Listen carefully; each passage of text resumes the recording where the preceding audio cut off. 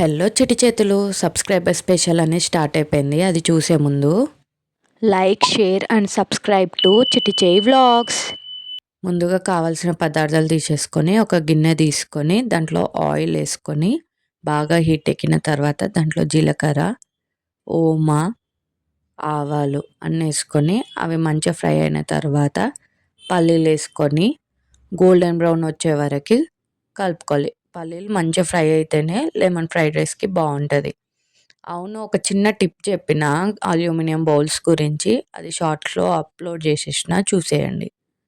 అది మంచిగా ఫ్రై అయితేనే లెమన్ ఫ్రైడ్ రైస్కి బాగుంటుంది కాబట్టి అట్లే వేయించుకోవాలి. కొంతమంది పల్లీలు తినరు కదా, మీకు ఎంతమందికి పల్లీలు అంటే ఇష్టమో కామెంట్ చేసేయండి.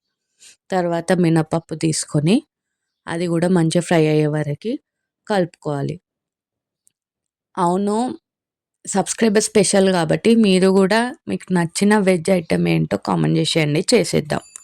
ఫాస్ట్గా చేసేయండి.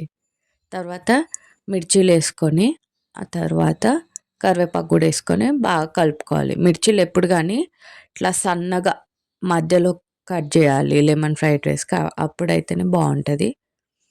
ఆ తర్వాత అది కొంచెం ఫ్రై అయిన తర్వాత ఎట్లా అంటే మనం మిర్చీస్ని ఉట్టిగా తినేటట్టు వేయించుకోవాలి. ఆ తర్వాత అల్లం ఎల్లిగడ్డ పేస్ట్ కూడా వేసుకొని కలుపుకొని ఆ తర్వాత తగినంత ఉప్పు, మీకు తగ్గ ఉప్పు వేసుకోవాలి.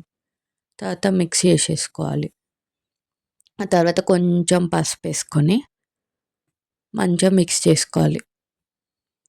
ఆ తర్వాత మిరియాల పొడి, మసాలా పొడి, మీ దగ్గర ఏం పొడులు ఉంటాయో అవి, జీలకర్ర మెంతుల పొడి, ఆ పొడులు వేసేసుకొని ఇప్పుడు మెయిన్ ఇంగ్రీడియంట్ ఏంది, లెమన్ ఫ్రైడ్ రైస్కి ఏంటిది మెయిన్ ఇంగ్రీడియంట్, లెమనే కదా, అది వేసేసుకొని ఇప్పుడు మంచిగా రైస్ వేసుకొని ధనియాల పొడి వేసుకొని మిక్స్ చేసేసుకొని సర్వింగ్ ప్లేట్లోకి సర్వ్ చేసేసుకుంటే yummy yummy lemon fried rice ready. Subscribe.